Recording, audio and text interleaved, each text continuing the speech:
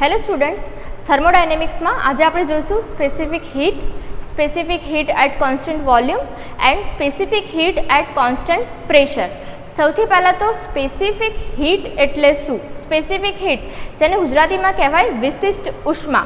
વિશિષ્ટ ઉષ્મા કોને કહીશું? તો કોઈ પણ સબસ્ટન્સ છે એ કેટલું હોવું જોઈએ? 1 કિલોગ્રામ, અને એનું ટેમ્પરેચર આપણે કેટલું રેઝ કરવાનું છે? 1 ડિગ્રી સેલ્સિયસ.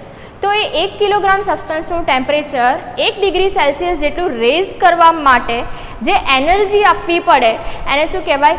વિશિષ્ટ ઉષ્મા, સ્પેસિફિક હીટ. હવે the specific heat of substance is defined as the energy required to raise the temperature of unit mass of the substance by 1 degree. જે સમજાયું એ જ છે. કોઈ પણ યુનિટ માસ છે એનું ટેમ્પરેચર કેટલું રેઝ કરવાનું છે? 1 ડિગ્રી સેલ્સિયસ. અને એ 1 ડિગ્રી સેલ્સિયસ જેટલું ટેમ્પરેચર રેઝ કરવા માટે જે એનર્જી આપવી પડે છે એને શું કહેવાય છે? Specific heat. સ્પેસિફિક હીટ જેને આપણે ડિનોટ કરીએ છીએ કેપિટલ સી વડે, અને એની ફોર્મ્યુલા શું થાય છે? Capital C is equal to dQ/dt. અને એનો યુનિટ છે, એનો યુનિટ શું થશે? કિલો જૂલ પર કિલોગ્રામ કેલ્વિન. ઓકે, હવે આપણે જોઈએ specific heat at constant volume. આ ડેફિનેશન આવડશે તો આ ડેફિનેશન આપણે ઇઝીલી લખી શકીશું. The specific heat at constant volume of gas is defined as the energy required to raise the temperature of unit mass of the gas by 1 degree when it is heated at constant volume. કોઈ પણ gas છે જ્યારે તમે એને અચળ કદે ગરમ કરો છો એ કેટલું હોવું જોઈએ? 1 કિલોગ્રામ યુનિટ માસ જેટલું હોવું જોઈએ, અને એનું ટેમ્પરેચર કેટલું રેઝ કરીએ છીએ આપણે? 1 ડિગ્રી સેલ્સિયસ. તો એ ટાઈમે જે એનર્જી આપવી પડે છે એને શું કહેવાય છે? Specific heat at constant volume.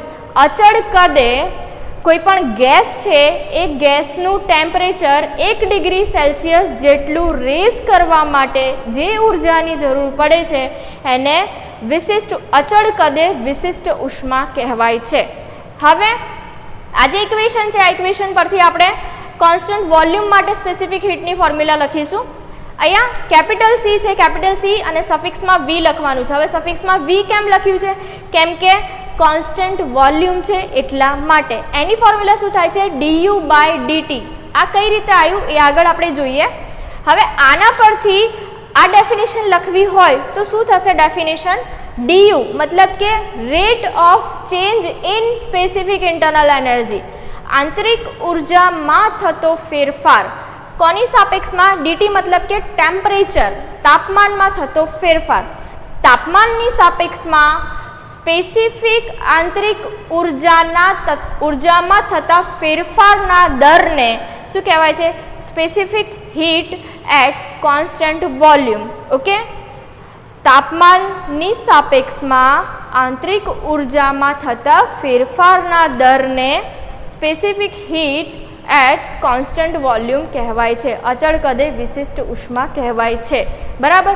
હવે એની માટે જોઈએ આપણે કે આ જે ઇક્વેશન છે ઇક્વેશન કઈ રીતે આવ્યું એની માટે એક એક્ઝામ્પલ લેવાનું છે. જો ક્લોઝડ વિસલ છે અને ક્લોઝડ વિસલમાં ગેસ જે છે એનું વોલ્યુમ કેવું હશે? કોન્સ્ટન્ટ વોલ્યુમ હશે.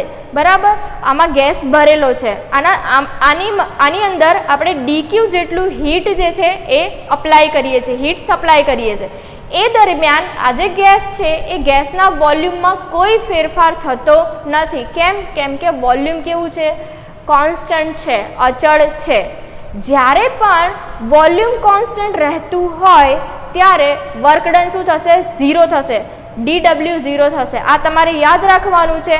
કેમ કે આગળ જ્યારે આપણે અલગ અલગ પ્રોસેસ જોઈશું તે પ્રોસેસમાં જે વર્ક ડન છે એ વર્ક ડન કેવું લેવાનું થશે? કોન્સ્ટન્ટ વોલ્યુમ પર 0 લેવાનું થશે. બરાબર. કેમ 0 થાય છે? કેમ કે વોલ્યુમ કેવું છે? કોન્સ્ટન્ટ છે, વોલ્યુમમાં કોઈ ફેરફાર થતો નથી. હવે આ જે સિસ્ટમ છે ક્લોઝડ વિસલ છે, ક્લોઝડ વિસલ પર આપણે first law of thermodynamic apply કરીએ. ફર્સ્ટ લો ઓફ થર્મોડાયનેમિક આપણને ખબર છે dQ = du + dw. પણ વર્ક ડન કેવું થાય છે? 0 થાય છે. તો dQ = શું થાય છે? du થાય છે. બરાબર. હવે dQ = du છે એ આની અંદર મૂકીએ આપણે તો આપણને શું મળશે? જો આ જે કેપિટલ સી છે કેપિટલ સી ની જગ્યાએ શું લખી દેવાના? cv અને જે dq છે dq ની જગ્યાએ શું થઈ જશે du change in specific internal energy and dt change in temperature શું થશે યુનિટ એનો કિલો જૂલ પર કિલોગ્રામ કેલ્વિન. હવે અહીંયા du ને કરતા કરી દઈએ આપણે, du ને કરતા કરો તો શું મળશે આ બાજુ cv * dt. Change in internal energy છે, આ સ્પેસિફિક ઇન્ટરનલ એનર્જી છે, શું છે સ્મોલમાં છે, સ્મોલ ધેટ મીન્સ સ્પેસિફિક હશે બરાબર.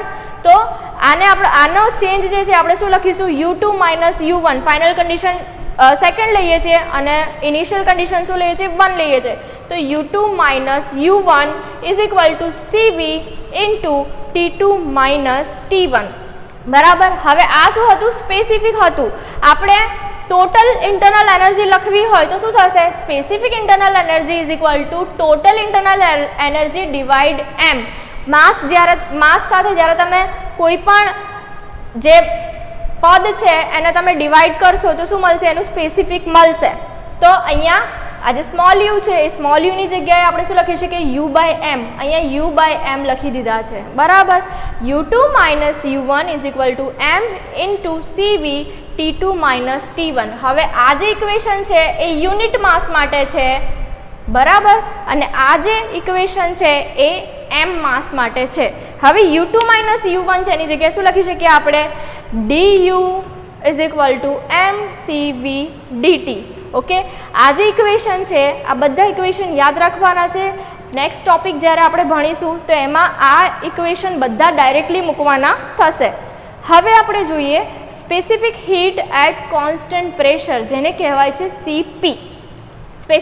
આ ડેફિનેશન આવડશે તો આ ડેફિનેશન પરથી આપણે આ ડેફિનેશન ઇઝીલી લખી શકીશું બરાબર.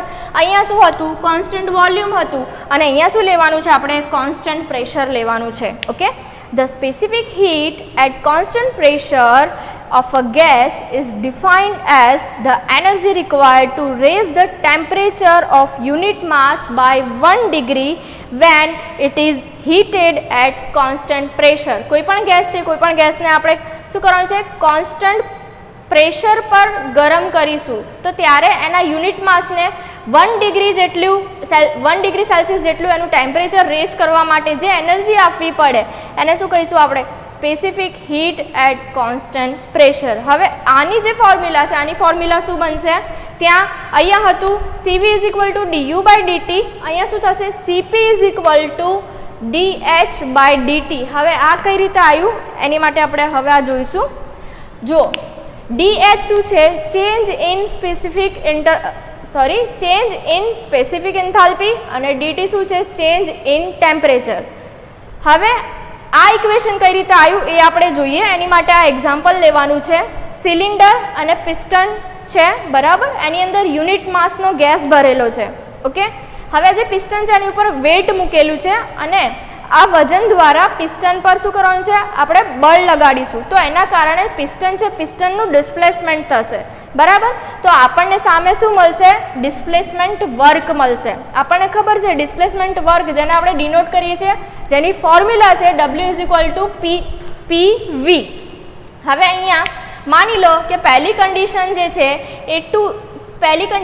છે એ 1 છે અને બીજી કન્ડિશન 2 છે. પહેલી કન્ડિશન પર પ્રેશર છે P1, વોલ્યુમ છે V1 અને ફાઇનલ કન્ડિશન પર પ્રેશર છે P2, વોલ્યુમ છે V2. તો ડિસ્પ્લેસમેન્ટ વર્ક આના પરથી આપણને શું મળશે P2 V2 - P1 V1. હવે અહીંયા ધ્યાન રાખજો આ જે લીધા છે એ શું છે સ્પેસિફિક વોલ્યુમ છે. આ રીતે લખેલું હોય ધેટ મીન્સ સ્પેસિફિક છે, capital that means volume V છે. તો આપણને વર્ક ડન શું મળે છે dw = P2 V2 - P1 V1. Same વસ્તુ ત્યાં જે રીતે આપણે first law of thermodynamic apply કર્યો તો સેમ એવી રીતે અહીંયા પણ first law of thermodynamic apply કરીએ. dq = du + dw. અહીંયા વર્ક ડન 0 થશે નહીં, અહીંયા આપણને ડિસ્પ્લેસમેન્ટ વર્ક મળે છે. du શું થશે u2 - u1 change in specific internal energy plus work done displacement work કેટલું છે P2 V2 - P1 V1. P2 V2 - P1 V1. હવે u2 અને P2 ને જોડે લખી દઈએ, માઇનસ કોમન લઈ લીધા u1 + P1 V1. હવે આપણને ખબર છે કે specific internal energy H = u + PV. તો આની જગ્યા પર આપણે લખી શકીએ H2 અને આની જગ્યા પર લખી શકીએ આપણે H1 ઓકે, તો અહીંયા શું મળશે આપણને dq is equal to dh, બરાબર. હવે આ જે dq is equal to dh મળ્યા એ આ ઇક્વેશનમાં મૂકી દઈએ.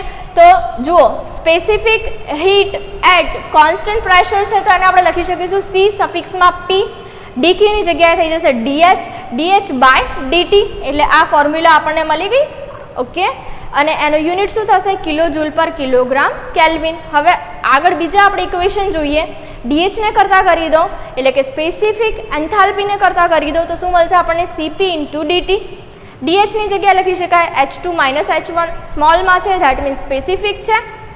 Cp into T2 minus T1. હવે સ્પેસિફિક છે તો એને ટોટલ એન્થાલ્પી લખવી હોય તો કેપિટલમાં લખાશે H2 minus H1 is equal two mCp T2 minus T1. Okay, અને આ જે H2 માઇનસ H1 છે એને શું લખી શકાય? Capital DH. તો શું થશે? Capital DH is equal two mCp T2 minus T1. આ જેટલા પણ ઇક્વેશન છે આ બધા ઇક્વેશન યાદ રાખવાના છે, કેમ કે નેક્સ્ટ ટોપિકમાં જ્યારે આપણે અલગ અલગ પ્રોસેસ જોઈશું તો એમાં ડાયરેક્ટલી ઇન્ટરનલ એનર્જીના જે ફોર્મ્યુલા છે, પછી ત્યાં એન્થાલ્પીની જે ફોર્મ્યુલા છે એ ડાયરેક્ટલી આપણે મૂકવાની આવશે.